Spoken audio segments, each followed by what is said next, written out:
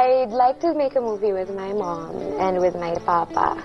Because hindi araw-araw nangyayari na may magnanay or magdaddy na makakagawa ng film, right? Ako manonood ako noon, Sharon Gabi. Did you know I was a Sharon Gabi fan?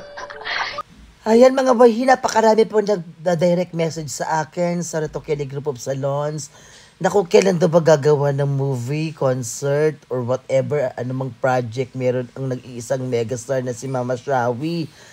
Alam nyo kung anong dapat natin gawin ngayon dahil New Year? Magdasal tayo.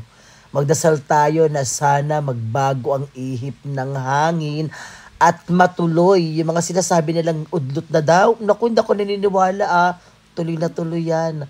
Basta kapit lang ha. At wag bibitaw sa Retoquele Group of Salons page ha.